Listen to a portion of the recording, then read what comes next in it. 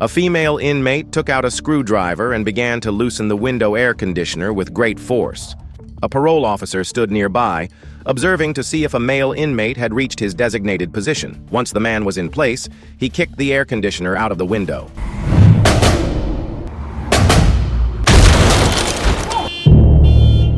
The female inmate pondered for a moment before immediately dialing 911.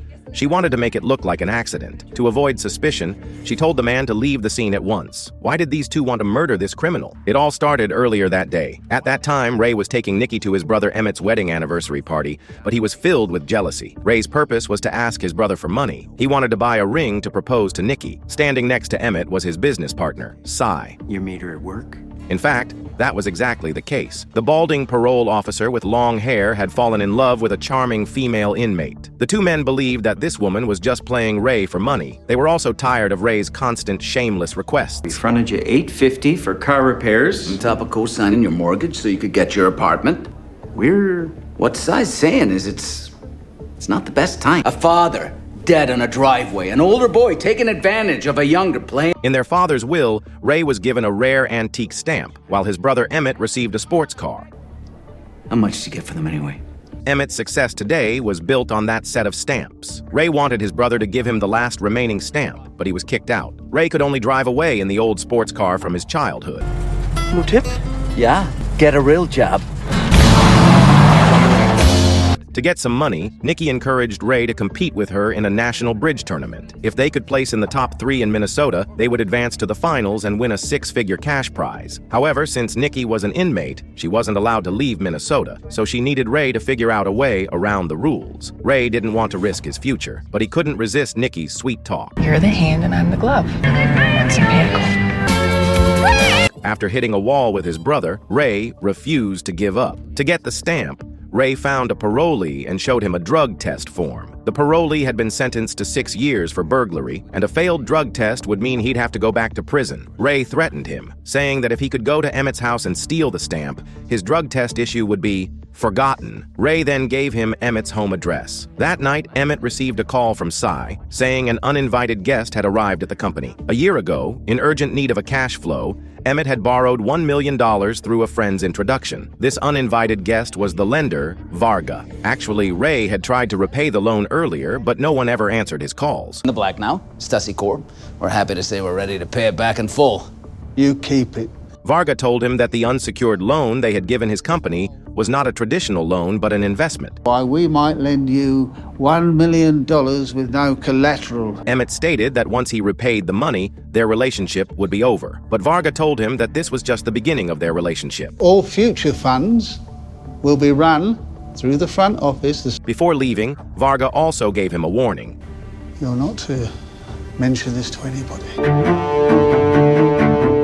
Meanwhile, the parolee was leisurely driving to Emmett's house, but he accidentally lost the address Ray had given him. After searching fruitlessly, the parolee gave up. After seeing a sign for Eden Valley, he thought he was in the right place, but the real location was Eden Prairie. Following the wrong directions, he arrived at a gas station. To find the correct location, the parolee asked the gas station owner for a phone book, but the owner was unwilling to give it to him. After finding the page with the last name Stussy, he tore out the page from the phone book and, following the information on it, arrived at an elderly woman's home. A little while later, a female police officer arrived. Seeing the front door open, she cautiously went inside. The house was in disarray, and her stepfather, with his mouth taped shut, was found dead on a chair. This was all the work of the parolee. The female officer immediately took her son to the car and went back into the house with her gun drawn. Although she didn't find the killer, it looked like a burglary from the traces left in the house. Meanwhile, Ray and his girlfriend were at the bridge tournament. The two had great chemistry and won 3rd place. Just as they were celebrating in the bathroom, the parolee walked in.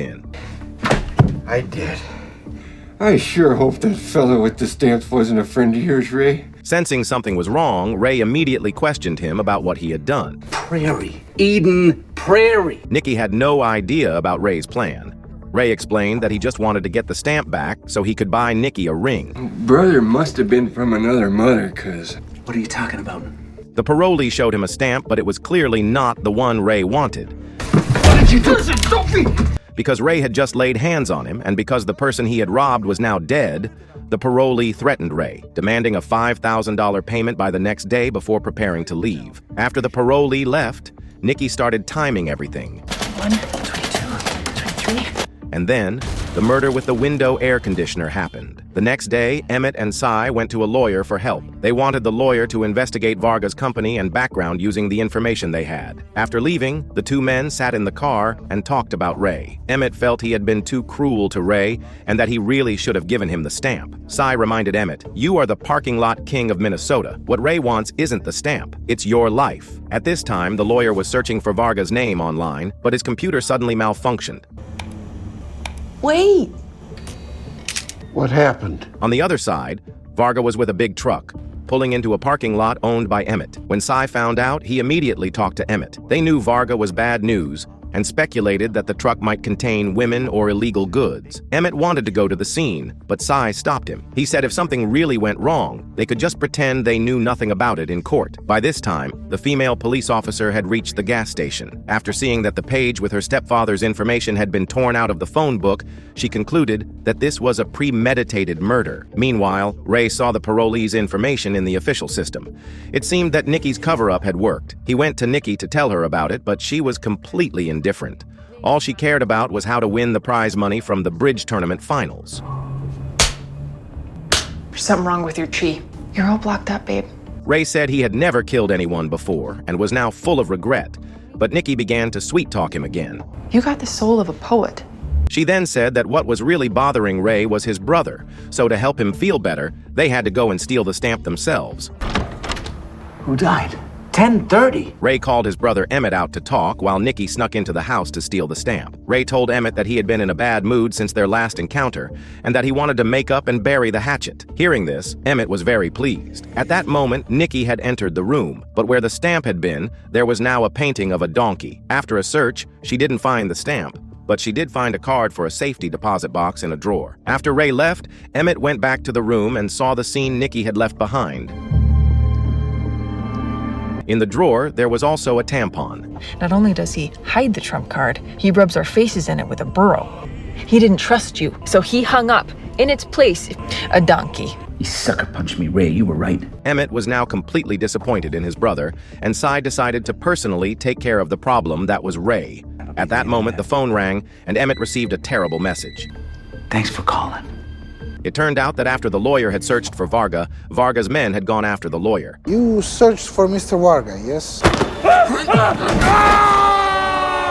It was then that Emmett and Cy realized they had messed with the wrong person. The next day, Cy proactively went to see Ray. He took out a stack of cash and then deliberately took one bill to give to Ray. That's the last dime you're ever gonna see from the parking lot king of Minnesota. Then, Cy drove his car straight into Ray's.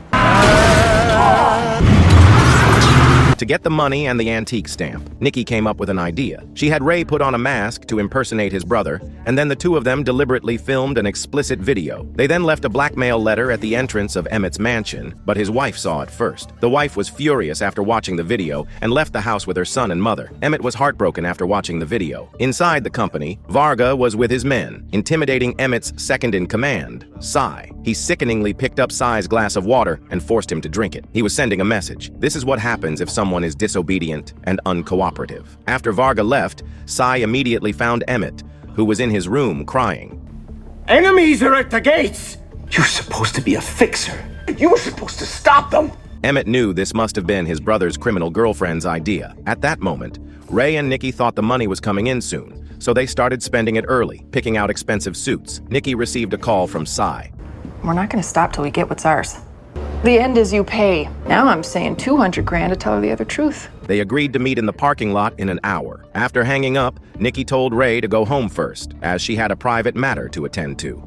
On the way home, Ray received a call from his brother. When I'm done with you, they'll be sponging you off the floor. Fuck you. Just mount it like a goddamn... Yeah, fuck you! My mom. As soon as he got home, Ray was met by the female police officer. She had found Ray's business card while performing the autopsy on the man with the last name Stassi. After learning that Ray Stassi might have had a conflict with his brother Emmett Stassi, the two female police officers speculated that the murder might be related to Ray. Ray said he and his brother only had minor disputes and no major conflicts. conflicts, so he wanted to end the interrogation as soon as possible. Meanwhile, Nikki had met with Cy in the parking lot. Cy wanted to give Nikki $50,000 and have her and Ray leave Minnesota. 200, and we want the stamp. Just then, Varga's men appeared. They would not allow Cy or Emmett to have conflicts with anyone, because Varga's invasion of Emmett's company was a cover for his gang's business. Any lingering trouble with outsiders could attract the police and lead to more problems. Therefore, they had to teach a lesson to Nikki, the blackmailer.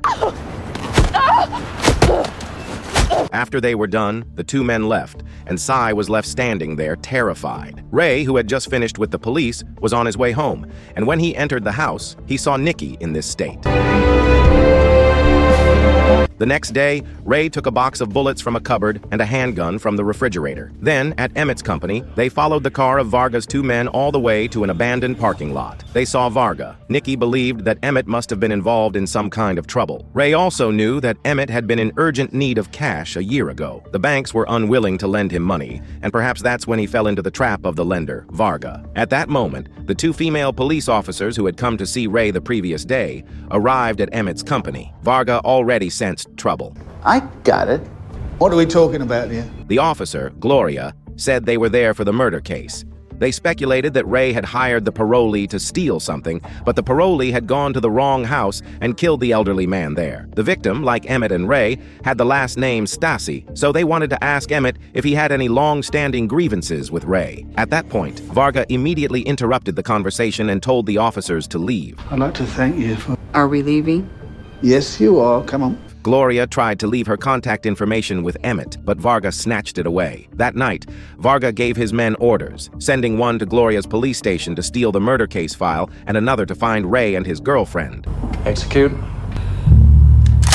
At that moment, Ray heard a knock on the door. They thought they were being watched, but it was just the female officer. After she left, Ray started packing their bags. Late at night, the two of them snuck out, got into the car, and decided to find a motel. At that moment, the killer sent by Varga was nearby. After moving into the motel, Ray suddenly realized he had forgotten to get the getaway money. He had no choice but to go back for it. You want me to go? No, I'm fine. Nikki had no idea that this would be the last time she would see Ray. Upon arriving home, Ray rushed to grab the money bag, and his brother was sitting on the sofa. Emmett said he had had enough of all this. The two brothers had been in conflict for 20 years, and it was time for it to end. He took out the antique stamp and put it in Ray's hand. However, holding the stamp he had always wanted to reclaim, Ray suddenly didn't want it anymore. Take the damn stamp! A shard of glass pierced Ray's artery. He pulled the shard out, and blood gushed out as he collapsed into a pool of his own blood. There was no way Ray could have taken the stamp. The stamp represented the life he once believed he could have, but it was also the shield he used to blame others for his terrible situation. Now that the shield was broken, Ray was pierced through. Emmett, not knowing what to do, could only turn to Varga for help. Give me the address and I'll leave immediately. Nikki was outside getting some ice and was about to go back inside.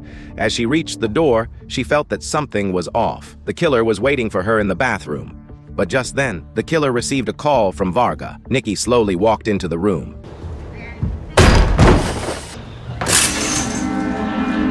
In a hurry to clean up the crime scene, the killer immediately went to Ray's house. From that moment on, Emmett was completely in Varga's control. Is there someplace you're supposed to be right now? Dinner. With whom? Cy. Varga told Emmett to go to a restaurant as usual, making sure to enter through the back door and then go to the restroom to wash his face with cold water. This way, no one would be able to guess his arrival time. Varga had also prepared an explanation for Ray's death. He told his men to leave the glass but take the stamp and the picture frame. Your brother was killed by his ex-convict girlfriend. Emmett followed Varga's instructions and went to the restaurant, just as the female officer, who intended to continue questioning Ray, arrived at the scene. Meanwhile, Nikki heard a knock on the door. The police had arrived. Nikki tried to escape, but she was caught, and this once again saved her from the killer. He's dead. Based on the injuries on Nikki's body, the chief of police believed she had been a victim of domestic violence and had killed Ray in an unbearable fit of rage. Nikki didn't respond, so the chief continued to make his assumptions. You a known felon spinning a web of lies. You don't have to be a mathematician to add 2 + 2. When Nikki remained silent, the chief left. Gloria, however, had a different idea about Ray's death. Based on the previous murder case and her investigation, She believed that Nikki and Ray were on the run and might be connected to Emmett. Although the chief was stubborn in his conviction, they still applied for protective custody for Nikki. Gloria told another female officer to go find Emmett. Tell him Ray died under suspicious circumstance. Gauge his reaction. After a search, the officer finally arrived at the restaurant. Seeing the officer, Emmett suddenly seemed to be in a daze. I've been here since 6. Your brother, I'm afraid he's deceased. We found his body earlier this evening.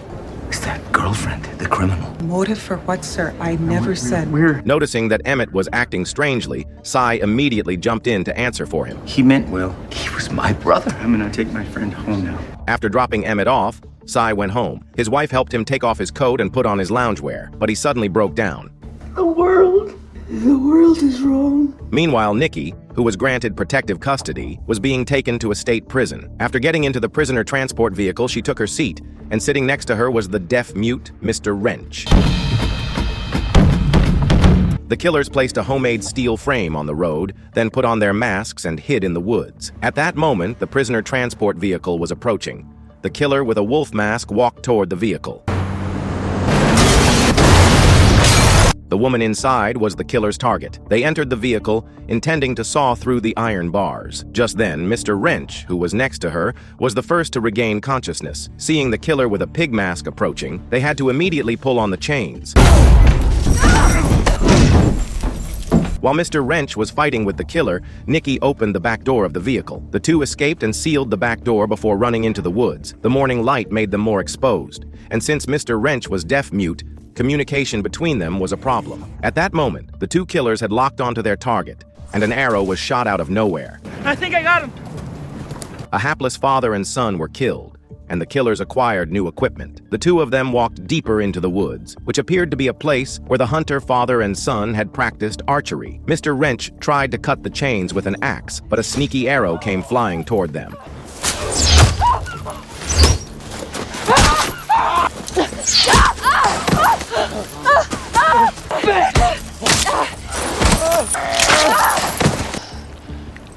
Mr. Wrench had Nikki bite down on a piece of wood and then pulled the arrow out of her leg. After that, he forcefully yanked on the already damaged chain until it broke, and the two of them stumbled away, continuing their escape. Under that axe was the ear of the other killer. Following a light, they came upon a bowling alley. Nikki told Mr. Wrench to sit down while she went to the counter and ordered 2 drinks. Just then, an old man appeared next to Nikki. He showed her a small cat named Ray, after her deceased boyfriend. The old man then gave her a car to help her go back and get her revenge. At that moment, the other killer, the one who had lost his ear, was on the verge of death. He also went to the counter of the bowling alley, but unlike Nikki, the old man gave him threats and death. This bowling alley was actually a place of judgment, and Nikki and the killer received different treatments. On the other side, Varga, the leader of the killers, was meeting with Cy at Emmett's mansion. Cy wanted to see Emmett, but Varga said he was already asleep. He then had his men hand Cy a glass of iced tea. Cy was scared of Varga and didn't dare not drink it. After leaving, Cy suddenly became ill and collapsed, turning into a vegetable. 3 months later, Emmett went to the parking lot and saw his brother Ray's car, the one he had killed. When he returned to the office, he saw that the room was covered with images of that stamp. It seemed that Nikki's revenge had begun. He immediately told Varga, but Varga was unmoved. Memo will be over presently to take you home. There are some papers to sign. During this time, Varga had been controlling Emmett, making him sign all kinds of contracts every day and forcing him to take psychiatric drugs at night. But that night, Emmett hid the pills in his hand. After Varga left, he went to the police station. I want to confess. He confessed to Officer Gloria that he had killed Ray. When Varga found out, he immediately sent his men to take countermeasures. The first step was to move the truck containing various illegal confidential documents. While driving, they stopped at a red light, and Nikki immediately smashed the car window. They drove the truck to a junkyard, then went into the back of the truck to look for documents. Nikki found a toolbox, and then the two of them left the scene. The dusty-faced killer returned to report to Varga, and at that moment, Nikki's phone rang. 2 million. Lobby of the Clarion Hotel, 4 p.m.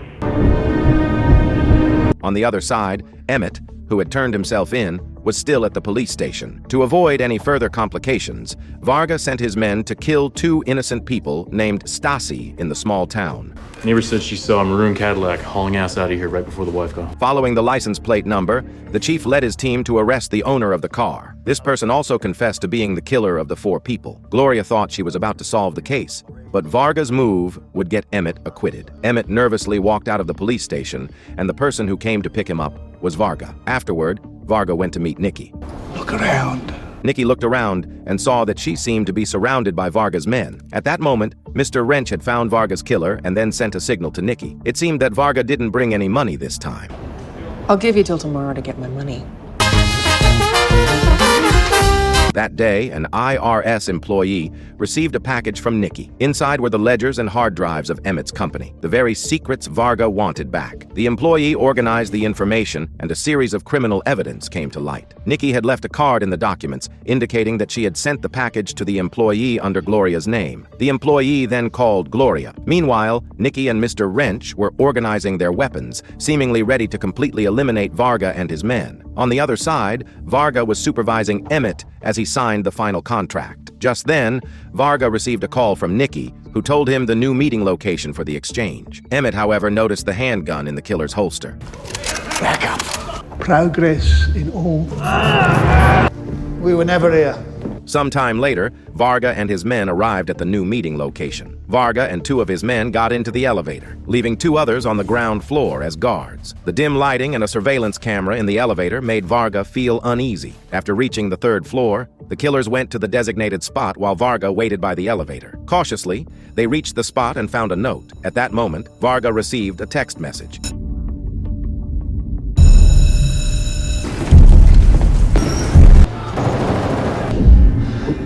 Meanwhile, the guards on the 1st floor had already been taken care of by Nikki.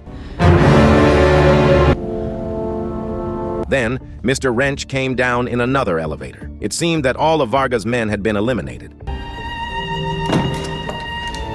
On the other side, a now conscious Emmett immediately rushed to his company, but it had already been sold by Varga at a low price. At this point, Gloria and the IRS employee had finished organizing the information. Varga's manipulation could be described as a leveraged buyout. He would intervene as an external entity, buy a healthy company, take out large loans in the company's name, and then sell the debt-ridden company at a low price. Emmett had just left his company, but his car broke down.